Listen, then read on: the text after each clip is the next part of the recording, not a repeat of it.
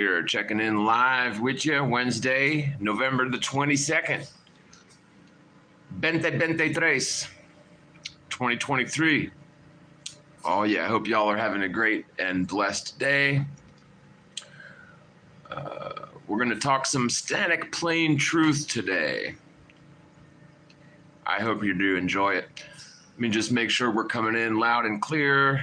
If you don't mind, throw up them. Let me see them thumbs thrown up. Throw up some thumbs there for me, please, folks, if you don't mind. That way, maybe we'll get some algorithm love up in here. So yeah, man, Wednesday of Thanksgiving week, AKA just another day, right? No, I hope y'all have big plans to visit with your loved ones and family. I'll probably go and get me a chicken sandwich from Burger King. We'll see if I'm lucky. So I can't really cook nothing here, seeing as it's a hotel and I don't really have a big fridge or a stove or anything. So turkey's right out. Turducken as well, unless anyone knows a good microwave recipe for turducken. No, I'm kidding. Really, I do love Thanksgiving, so y'all eat some extra turkey birds for me and some pumpkin pie with extra whipped cream for me. I actually do have some pecan pie and some ham, so I'll probably do something. Let's cook your turkey dinner for you. Yeah. Your turkey dinner for you. There we go. Okay, so it looks like we do have audio, video, and let me see them thumbs up, please, folks. I see 13 of you guys out there in internet land. So, yeah, I'm sure more of y'all are piling in as we speak. So let's see some big old thumbs up in the chat. And we'll get right on into it, man. So I guess sort of a housekeeping question.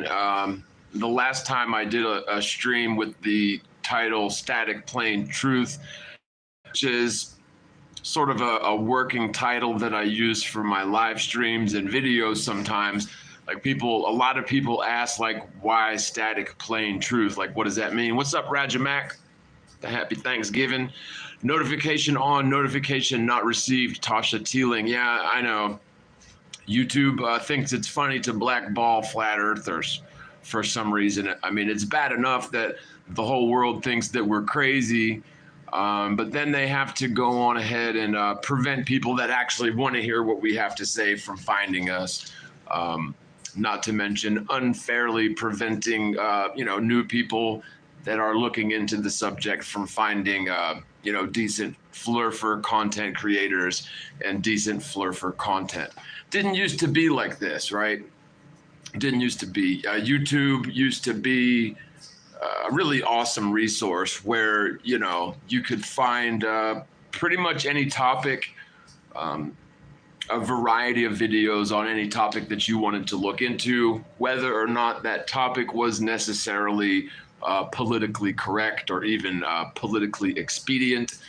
But nowadays, they've definitely changed it up. They've definitely sort of capitulated to these governmental pressures to basically censor people who go against the grain, to shadow ban or like blackball people who asked too many questions. But we're still plugging away at it, right? Like, we got to keep on keeping on. Flat plane echo chamber, yeah. I mean, it's a shame, but it kind of is what it is. And they've put us in that bucket on purpose, which is, I'm becoming more and more a believer that we've got to go to the streets with it. But, the thing is AV or like video, cinematography, if you will, just documentary styles videos in general are such a powerful tool to get complex and often controversial points across. Wherein, like if you're having a conversation with somebody, it's a totally different ball game. People have defense mechanisms that they, build walls around themselves to prevent themselves from often having to think about uncomfortable truths, or prevent themselves from having to change their paradigm much. And so in a conversational setting, it can be difficult and sometimes impossible to get points across. And, with sort of a curated message that is presented in video format, you can present complex themes with images, diagrams, videos pertinent to what you're trying to get across. And of course, we, sad to say, but we do have these sort of pre-programmed neural pathways to work with, where if you've got an audio visual presentation playing on a screen in front of you, you can get focused on that. And it's much easier to take in information, not necessarily without thinking about it, but to just listen to information without necessarily objecting to every other word, which is sort of inevitably what happens in a conversational setting with somebody that's just looking into the flurfer topic as a newbie. So like if you mention, the lack of curvature or the lack of geological supersonic motion, people are gonna be like, well, they get the yabbits. Yabbit this and yabbit that. Yabbit, yabbit, yabbits. And of course I say, yabbits live in the woods and eat cats. But no, it'll be yabbit, what about satellites? And yabbit, what about the Coriolis effect? And yabbit, what about ships going over the horizon? We know all the yabbits, and they do multiply like wabbits. Wascally things, ain't they? But at any rate, with YouTube, it used to be a good platform to get information out to potentially millions of new people, which was a beautiful thing for the truth community for a number of years. But unfortunately, in the last few years, I think really since about, January 1st, 2017 is, I believe, like the exact cutoff date, where they just made it very difficult for content creators to fairly earn money on the platform if you talk about certain things, to get your content out in front of the potentially millions of people in the audience that YouTube certainly has. They would much rather funnel people into the sort of mindless video game, which I love video games as much as the next bloke over, but they want to funnel you into mindless things like video games, or even like the ghost videos, which I love the ghost videos too. I'll admit I do get into those sometimes, but that's definitely more along the lines of info or entertainment. You're not going to learn much from these hoax ghost videos. And although some of them may be real, I am a believer in the supernatural. It's much easier to find that sort of thing, or like UFO videos, or just freaky deaky videos that, again, they're not controversial. You're not going to learn much from them. And YouTube would rather funnel you to that than to, to point you to things that are actually paradigm shattering, status quo, rocking the boat sort of things, right? It's just not in their corporate interests. And so, it's a shame. And I do think that as a result of them changing so drastically, that eventually within the next decade or two, we're probably going to see like a mass exodus away from YouTube and these other sort of, you could say alternative sites, but really the alternative sites of yesteryear have sort of become the mainstream or legacy sites of the future, which is a shame. I mean, there was so much potential on the free internet, wasn't there? Like, I don't know, maybe I'm being overly nostalgic here, but I remember a time when you could pick a topic on YouTube and find a video that you liked about the topic and watch that video to the end, and then it would queue up something randomly, sometimes on the same channel, sometimes on a different similar channel. And you could do that all day long on YouTube, and it was very intuitive about keeping you in the same sort of genre and keeping your interest, which is why YouTube became as popular as it is today, I believe. And when you remove the thing that made you popular, as YouTube did, it's just a matter of time to where, you know, if you kill the spirit of the thing, then eventually people are going to flock away from it. And I really think it's a matter of time before we see that with YouTube, unfortunately, because I've been a big fan of YouTube for a number of years. So anyway, but why static plain truth? So static, the word static can mean a number of things, but static can mean stationary. It also has the implications of like static electricity. So static plane being P-L-A-N-E, right? Which means like a planar surface. Or you could do P-L-A-I-N, which means like plain yogurt, like the plain yogurt truth, or the static plane. So it's sort of a play on words. You could spell it either way. No matter what, people are going to tell you spelled it wrong, right? Because if you spell it P-L-A-I-N, they're going to say you spelled it wrong because that's not how you spell static plane. And if you spell it P-L-A-N-E, people are going to say you spelled it wrong because that's not how you spell plain yogurt truth, right? So I just love it when people incorrect me. And that's one of the reasons why I call the stream static plain truth sometimes. So there's your answer. I hope you did enjoy it. One of the main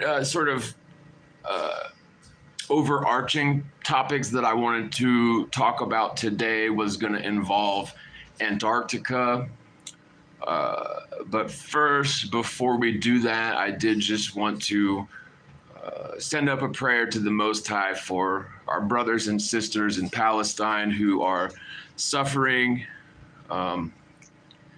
terrible fates for innocent men, women, and children. And I just ask that the Most High work miracles in the open and in secret to lighten the load on our brothers and sisters that are suffering, and maybe even soften the hearts of the seemingly psychopathic rulers who are calling the shots there. So just prayers go up for Palestine, both sides of that. Prayers on both sides, and it would be nice to see the end of wars and these sort of genocides, period, right?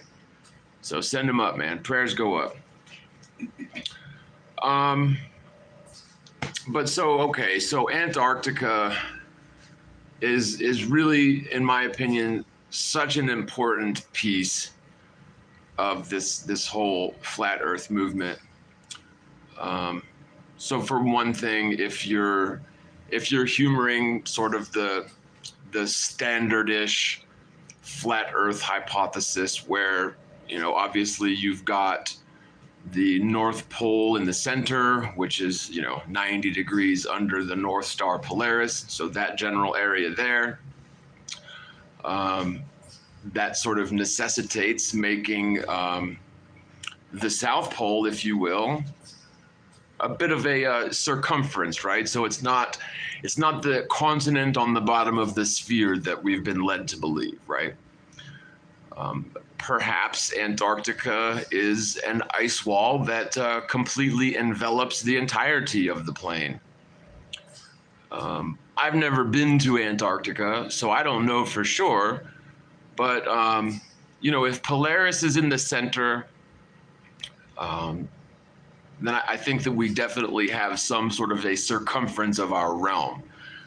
I think it is intellectually dishonest when we see so many flat Earth depictions or flat Earth models of like this disc spinning around or this disc flying around in space, right? totally antithetical to what the flat Earth obviously is.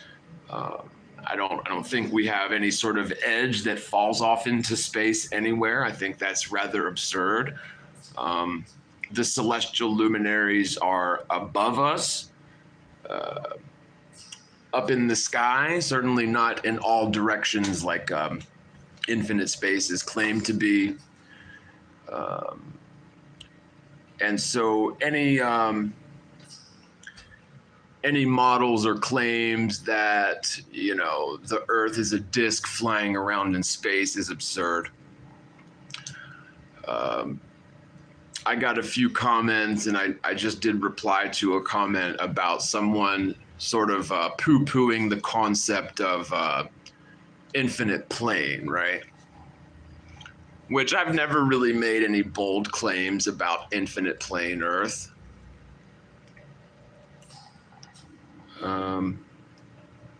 Sorry, I'm having internet problems here. Bear with me 1 second. Gonna have to log back into the internet. Let me see some thumbs up if y'all are still able to see and hear me, because where I'm sitting, I can't tell right now. So throw up some thumbs, please. And you know, the whole concept of thank you, Mr. Chris Goetz. The whole concept of, you know, a physical dome or quote unquote firmament being like some sort of a glass or crystalline structure with a base somewhere, you know, south of Antarctica. You know, maybe there's something to that, but I tend to disagree. In my opinion, the whole motivation for the globe Earth deception was to basically sever our pioneering spirit, to dissuade any sort of thoughts or dreams of exploration beyond our known realm. Because of course, on a ball, you know, if you keep going in a straight line in any direction, you're eventually just gonna wind up right back where you started, right? And so, you know, this concept of a flat Earth with a structured dome with a foundation somewhere south of Antarctica would be an enclosed, inescapable system, right? It would be a finite, enclosed, inescapable system, just like the globe is, right? So, you know, if that's what it actually is in reality, it would kind of defeat the purpose of this major motivating factor for the globe Earth deception in the first place. And again, this major motivating factor I'm describing is, well, first of all, perceived scarcity, right?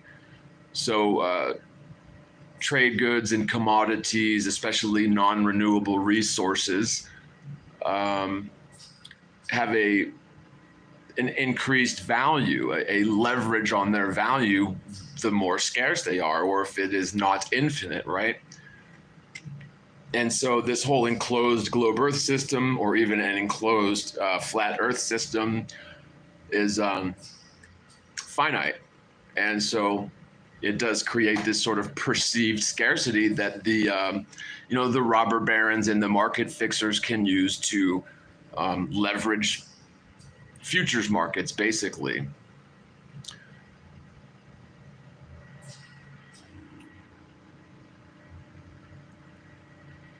I'm just seeing y'all in the chat here. Stephen Landry says, if you were in New Orleans anytime, you're welcome to a Creole multicultural feast anytime. Well, appreciate you, man. Yeah, I've never been to Narlands, but I'd love to go.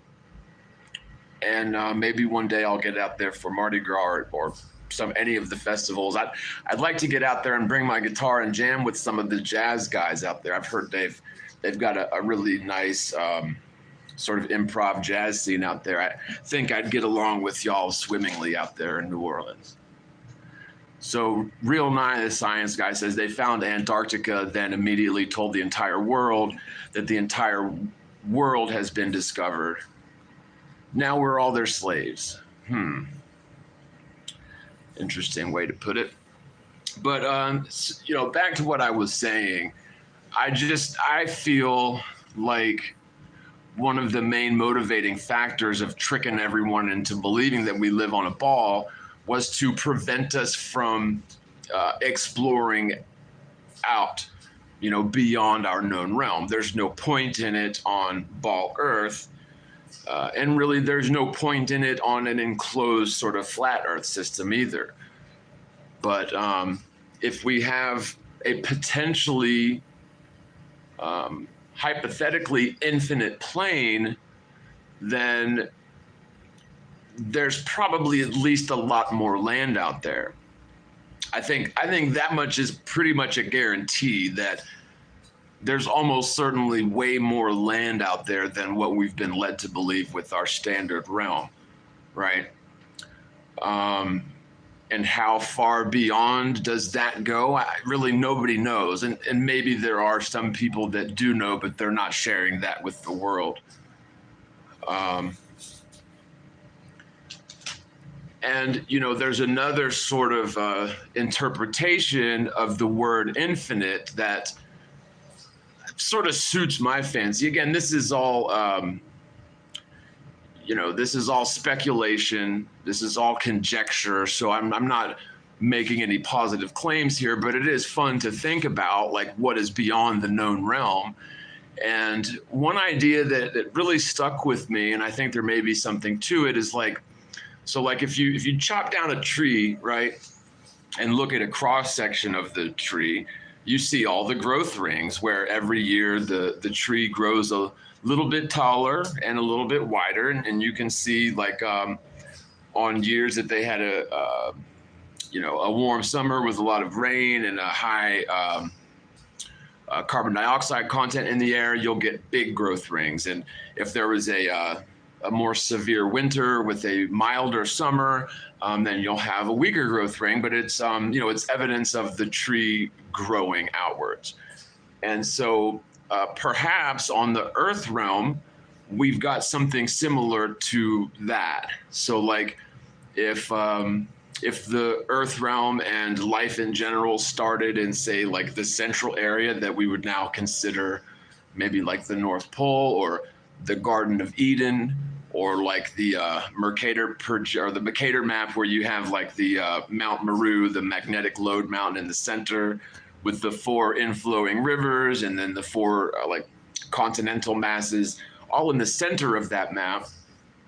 Perhaps that was the original area that was created by the creator, and then at some point, perhaps the Earth grew outward. Like, not necessarily saying that the Earth is like a living thing, like a tree, but I'm also not necessarily saying that it's not either. Like, we don't know.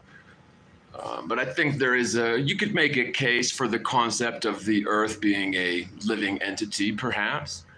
But so in this sort of line of reasoning, perhaps the Antarctic ring, the ice wall around us, hypothetically, is like one of these sort of growth rings, if you will.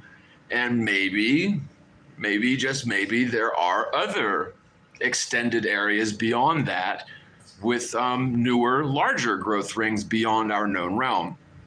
And this would, of course, this would jive very nicely with stories like the Iron Republic.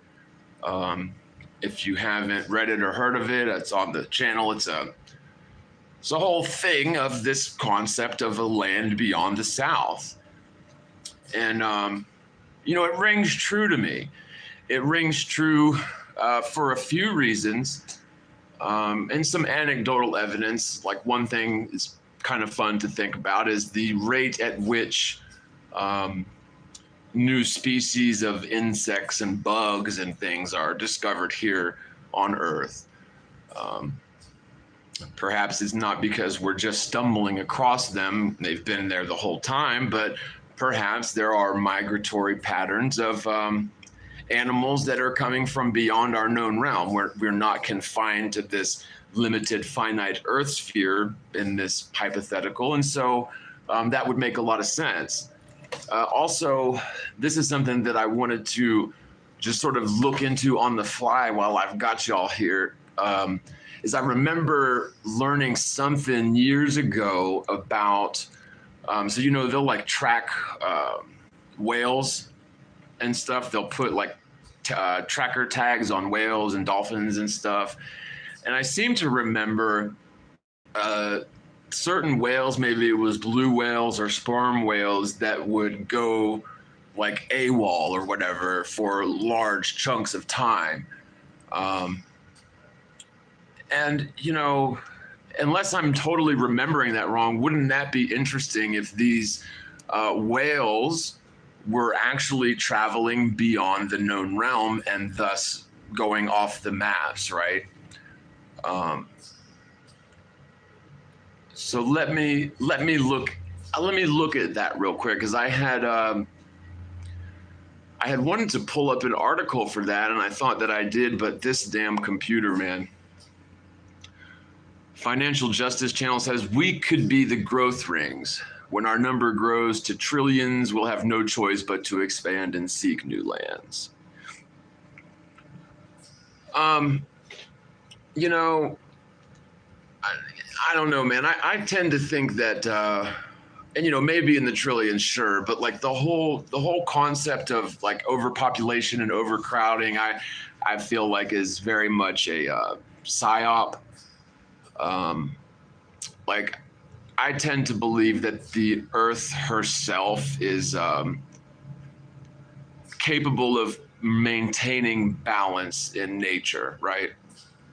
So like, if you've ever flown across the country or even driven across the country, you'll know that there is way more empty, uninhabited lands than there are cities, right? And so I think it would be very difficult for us to overpopulate the world. But yeah, I mean, I suppose when we get to a certain population growth number, yeah, I suppose we would have to expand out. And frankly, I think it's a travesty. It's very sad that if there is all of this extraterrestrial land out there, if there is more land beyond the known realm, and they're preventing us from realizing that, that's just absolutely damnable. Okay, so let's see here. Tracked whales. I'll probably never find this right now on the fly, but let's see if we can get lucky on it, right? With the tracked whales falling off the maps for months at a time. Like I remember learning or hearing something about that when I used to be very much into, the nature documentaries and stuff like that.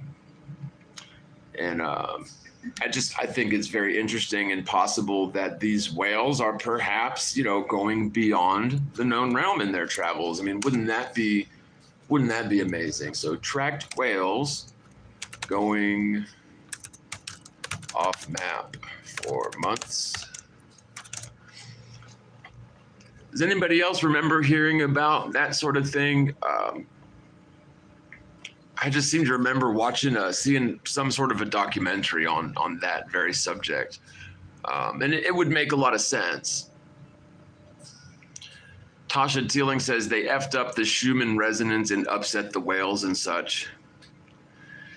Yeah, but what I'm specifically referring to, so they'd like put the like tracker devices or whatever on the whales, and they'd see them swimming around the ocean, and they'd go super far, and they could track basically right down to, a very precise local area. They could track them right down to a damn gnat's ass. But then at some point, these whales would just disappear off of the maps for like months at a time. I mean, I may be just absolutely tripping on this, but so like I'm not sure what the hell my computer is doing, but whenever it decides to spool through and catch up, I'm gonna check on that. But I think Antarctica is key to this, which is why we find the Antarctic Treaty, and there's a similar Arctic Treaty in the north, but so the Antarctic Treaty was put into place in the 1940s or 1950s, I want to say, right around the time Operation Paperclip was, transplanting Nazi scientists and engineers from Germany over to America after World War II. And there is maybe anecdotal or circumstantial evidence that the Nazis were very interested in Antarctica during their reign. And so it's not a big surprise that, after Admiral Byrd's Operation High Jump and other large-scale U.S. Navy excursions to Antarctica, where we see instead of, the United States expending resources on modernizing and maybe colonizing and definitely like strip mining the natural resources from Antarctica, and that's what you would expect. You would expect the capitalistic and even monopolistic governments of the world to, start laying claims and laying stakes in Antarctica in order to tap the bountiful, untapped entire continent, allegedly full of resources, everything from coal and oil to gold and cobalt, like pretty much everything you can imagine on an untapped land that doesn't have any indigenous species, indigenous tribes, hardly any species of animals, barely any fish appear to like the waters of the Antarctic. You maybe find some penguins and stuff out there. So it is sort of like the perfect area to tap the resources without having to worry about upsetting, people or ecosystems or anything. But instead of us tapping the crap out of the resources of the Antarctic, what we got instead was we got the Antarctic Treaty, which basically prevents private companies or governments of the world from setting up permanent installations or mining operations in the Antarctic. And only sort of non-invasive, peaceful scientific research is allowed there. You're not allowed to bring or store fuel beyond 60 degrees south. If you're going to travel to Antarctica, it has to be under very tightly monitored and controlled conditions with express permission of the world governments who are the signers of the Antarctic Treaty. So like, even if you were, say, like a billionaire and you had the means to just decide one day to travel to the Antarctic, you can't just do that on your own volition. And it's not just one country that says this. It's like all the countries, all the world superpower countries that, all decided in the 1940s and 50s that Antarctica is best left off limits to the general public. And so, the straw man argument from the anti-flat earthers, they love to say things like, well, you can go to Antarctica. And sure, you can. It's again, it's very difficult and there's a lot of red tape involved with going there, but you can't freely explore. You can't just set sail or, set your multi-million-dollar yacht, off to the Antarctic and start exploring and, per se, try to retrace the people's steps that have claimed to have gone beyond the Antarctic into the Iron Republic, for one example. So I think it's an interesting point that, again, we've suffered so many oil shortages and fuel scares, and not to mention the polluting of oil spills right in our backyard. purchasing our crude oil and our oil solutions from basically our so-called enemies overseas, right? When the whole time the Antarctic has just been sitting there full of all sorts of natural resources that we could have been just gathering freely without any sort of friction from anybody. And so, like, it is very much counterintuitive to see all of these world governments who really, they can't agree on much of anything other than this one thing, that Antarctica should be basically off limits to corporate exploration and even world government colonization, right?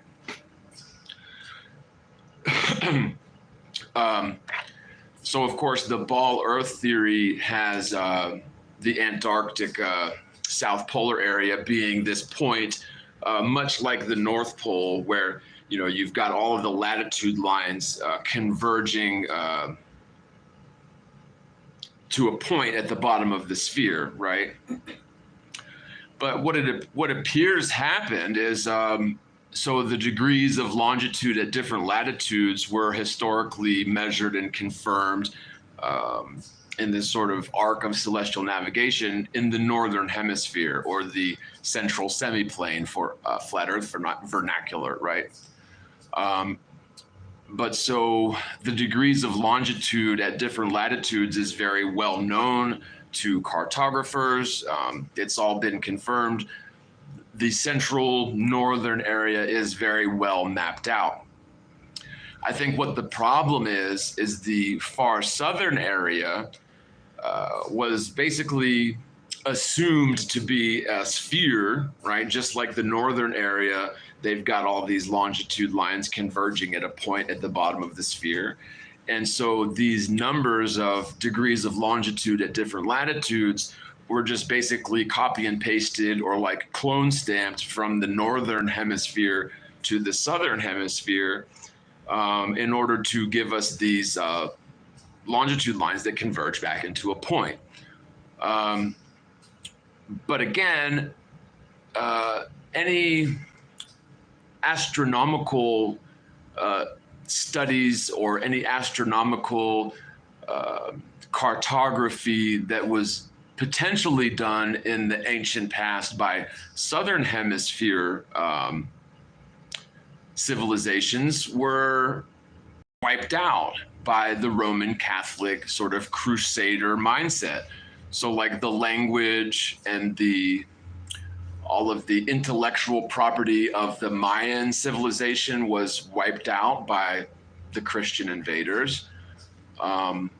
Similarly, if there was any sort of astronomical or astrological wisdom to be gleaned from the Aborigines in Australia, similarly, their stuff was wiped out by the white devils, if you will. And so any southern hemispherical astronomical data that was gleaned through meticulous mapping and documentation of the stars has been lost. And instead, we've got this very deceptive, easily debunkable grid in the far south.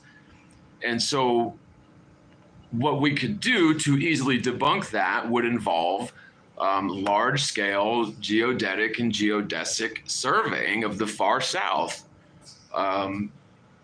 the vast oceans of the far south, right? And I think that if we go about measuring the degrees of longitude at different southern latitudes, it'll become clear very easily and very quickly exactly what this big bastard looks like in the far south. But unfortunately, the maps that we have are necessarily wrong. They just are. And I'm 100% confident that the militaries of the world, so like the US military, the Chinese military, the Russian military, I'm pretty confident these guys have very highly detailed maps of the far south. They've had decades and all of the best equipment to map that sort of thing out, but they're not sharing it with us. And so, I think that we could flesh out a very accurate, cogent model of the world if and only if they, do away with the Antarctic Treaty and start applying real, manpower and real budgets to exploration. And, it would have to be transparent. It would have to be open source, and it would have to be open to the public. And, honestly, like that sort of a thing could be so close. Like we are so much closer to that sort of an endeavor than our parents or grandparents ever were, because, well, again, historically, everybody's been convinced that we live on a ball where the latitude lines or the longitude lines converge at a point at the bottom of the sphere. And so there hasn't been any reason to verify degrees of longitude at different southern latitudes and compare that with the north. There hasn't been any reason to want to explore beyond the known realm. And so, with that in mind, it could be very close. Like if certain executive decisions were made at the higher levels of our civilization, it could be achieved very quickly, where we could have just an amazing turnaround of the trajectory of our culture, of our species, of our world. I think we could really be on track for some amazing, beautiful stuff in the future. I really do. I'm optimistic about that. But that's only going to happen if the truth is allowed to come out, man. So let's pray that it does, right?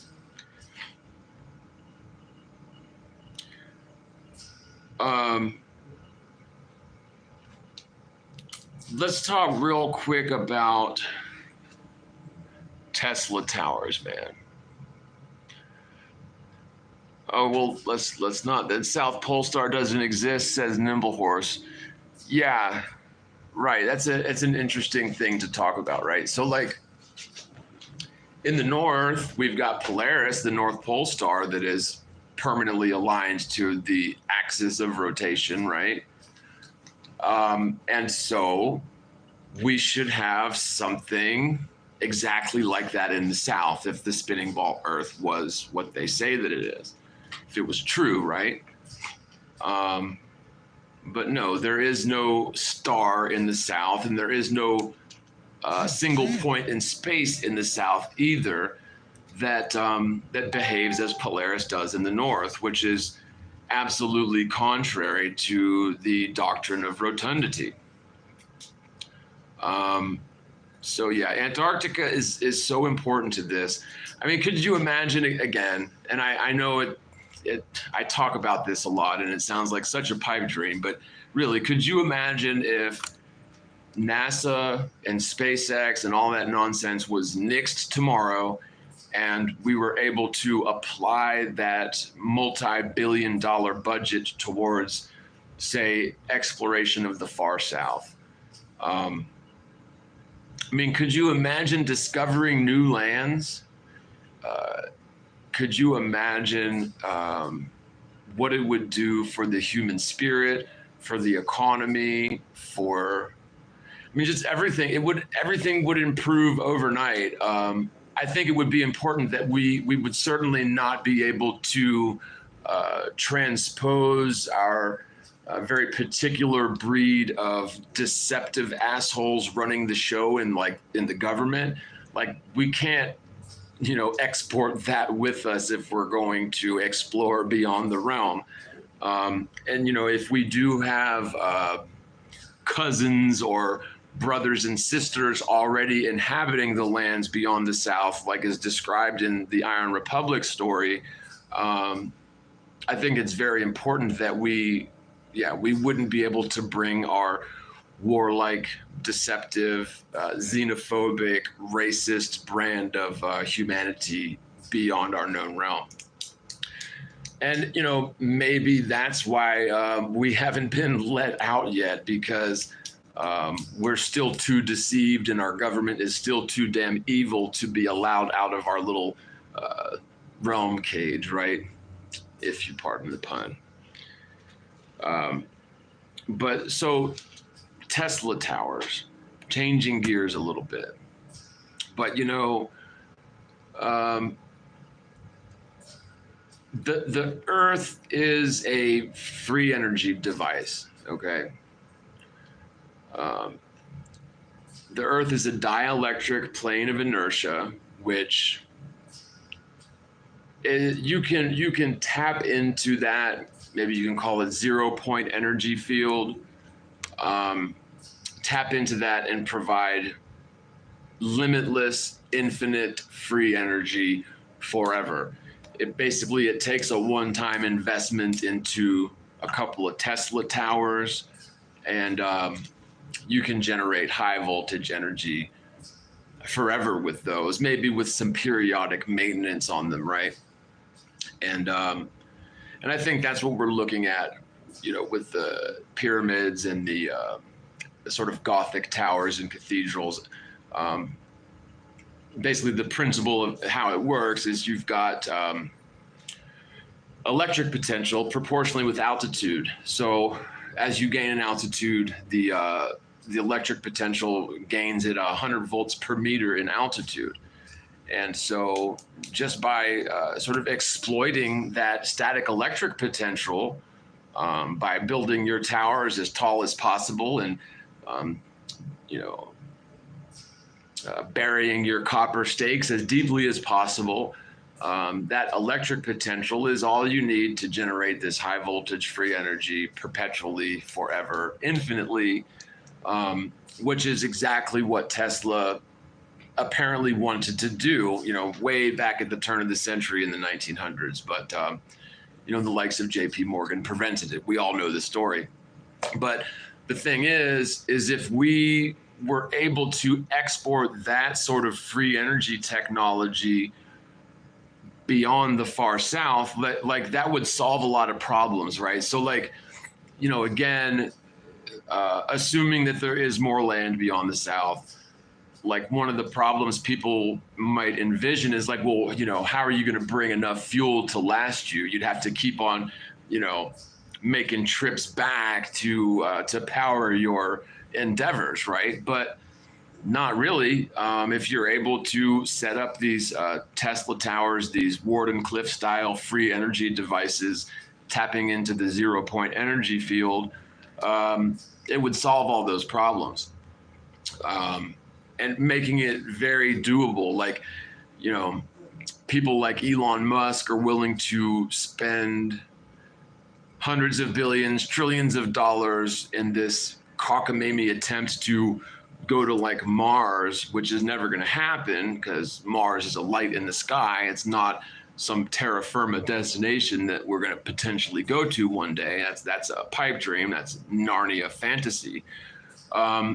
But if we were able to get people like that with all the money in the world, not to mention, apply tax dollars towards actual exploration and actually setting up free energy devices, man, we could, it's just amazing. Like, could you imagine how quickly and amazingly and profoundly it would change the trajectory of the human race? If we really were able to do that. I mean, I get excited. But really, I mean, there's two ways this can go. We can either fail miserably at this and crash and burn and nothing ever comes of it.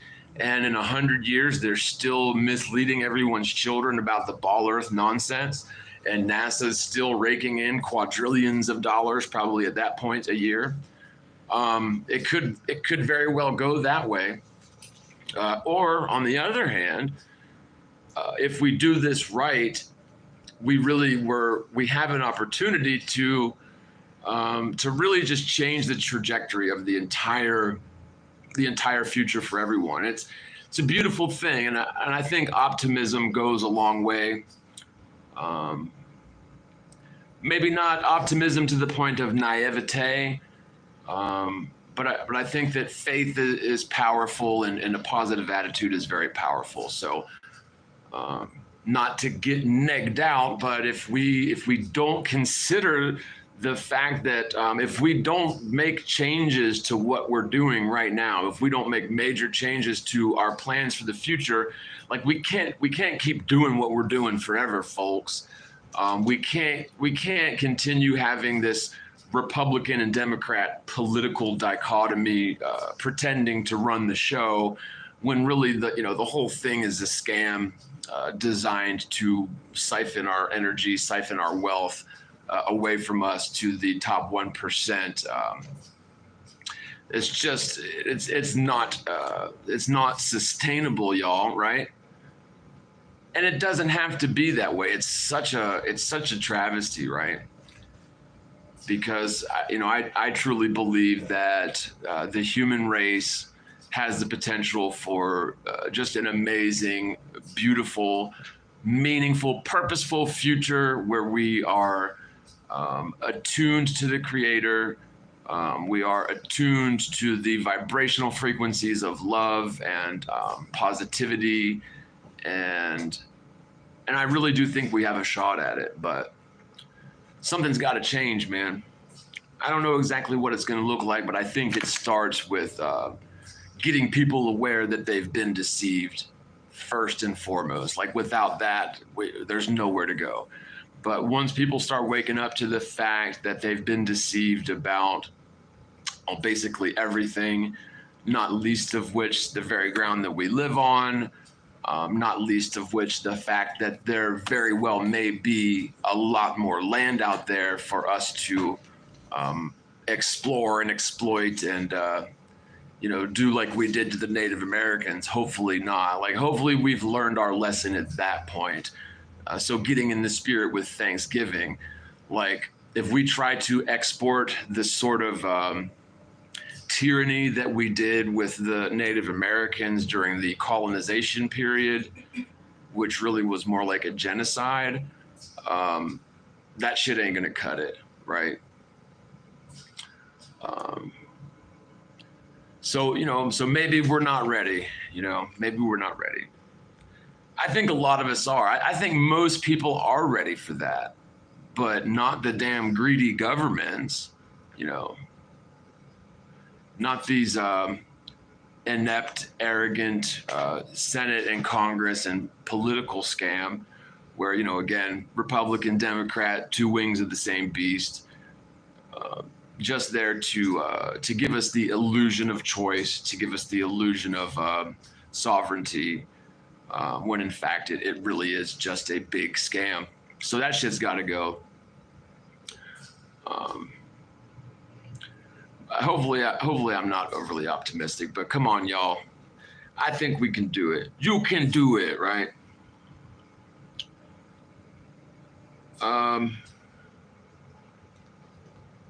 So I'm sort of all over the place, but the Antarctica Cup Challenge. So I meant to talk about this while we were still on the topic of Antarctica. So like one of the things that is supposedly proof of Antarctica being a continent on the bottom of the ball is this Antarctica Cup race. It's a yacht race, where if you actually look into it just a little bit, the Antarctica Cup yacht race doesn't even go anywhere near the Arctic Circle. Like they stay in the 40s and 50 degrees south. So like anyone who tries to point to the Antarctica Cup Challenge as proof of Ball Earth or whatever, it's just more nonsense. I can't believe I missed that. So anyway, but now it's sort of out of context, but whatever. But I think that we do have the capability to retake control of our destiny, folks. I think that we do. But we've got to demand change. Like, I don't know what it's going to look like, but I think it starts with withdrawing our consent from this system and really, just raising awareness to our brothers, sisters, and loved ones, even though they don't want to hear it, and even though they hate you for it, man. That's the only chance we have. And I think if somebody wouldn't it be awesome if somebody like Elon Musk were to come out one day and make a big press release that the Earth is flat? Do you think that would be enough to get some of these anti-flat earthers to finally admit that there's something to this? Because let's face it, y'all, Elon Musk hasn't been doing all that well in terms of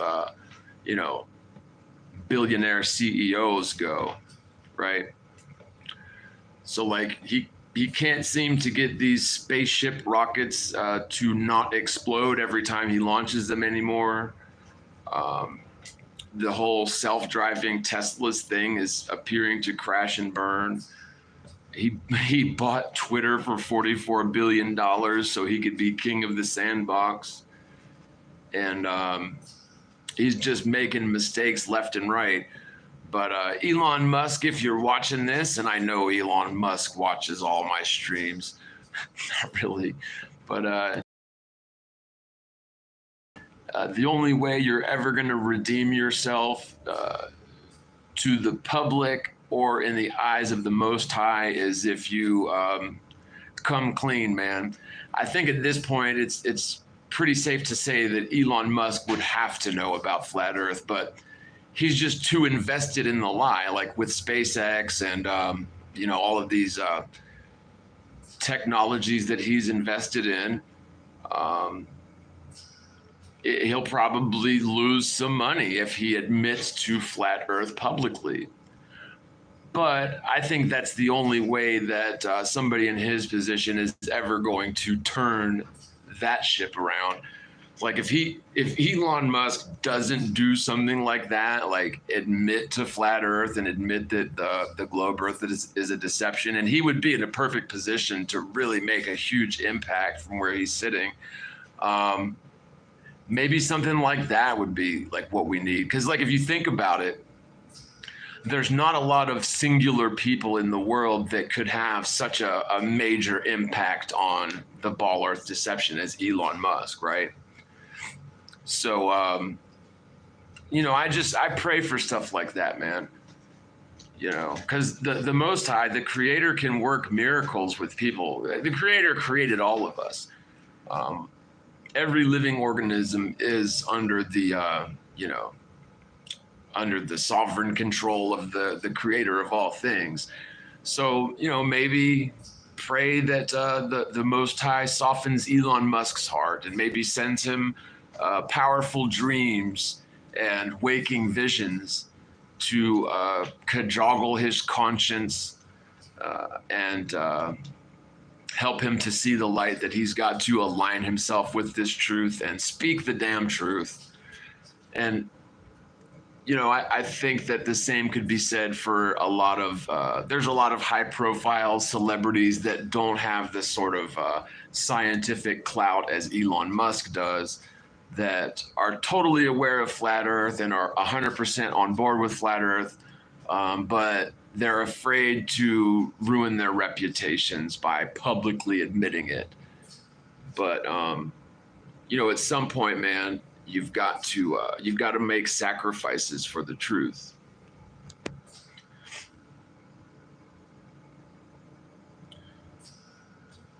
The Financial Justice Channel says, I can bring knowledge and financial commitment to see this through with any like-minded person. I pray we awake before it's too late. Yeah, man, honestly, that's awesome. And I don't really think it should be up to us to financially commit. I mean, sure, in a sense, but the money is already there.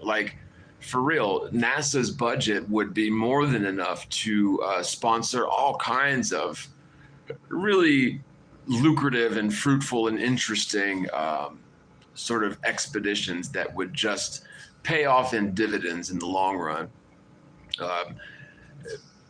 People need to have a pioneering. People have a pioneering spirit. We have to have creative outlets. I feel very optimistic that if certain key things were to pop off at this key time of revelation, we could see just huge windfalls very quickly. So maybe not Elon Musk, but like, you know, maybe Richard Branson or somebody, or even somebody like Joe Rogan could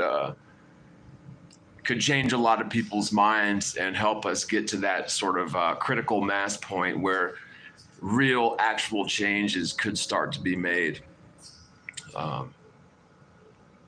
And I think a big part of that will also, as I said yesterday, involve stop poisoning our damn water. You don't have my consent to continue poisoning our municipal water supplies with sodium fluoride, the developmental neurotoxin, allegedly first utilized in the concentration camps, to keep people docile, to keep people dumbed down, and to calcify our pineal gland, which, if you're not aware, the pineal gland is our third eye.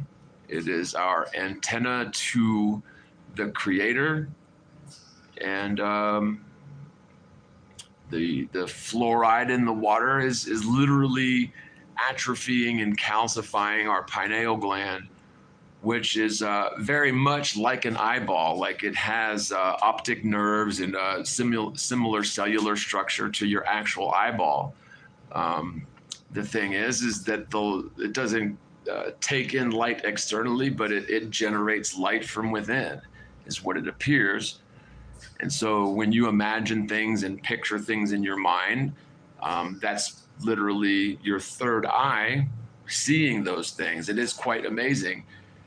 And it is quite inhuman and insidious that they would chemically attack our third eyes. And like, the more you think about this, the less and less it seems likely that these motherfuckers are even human, right?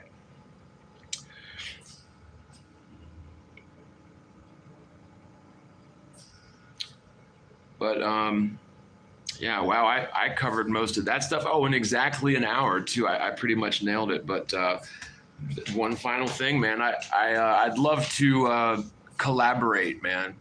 I just feel so isolated anymore. You know, I would really enjoy and flourish in a situation where, like, just to be around people that I know and love of like mind.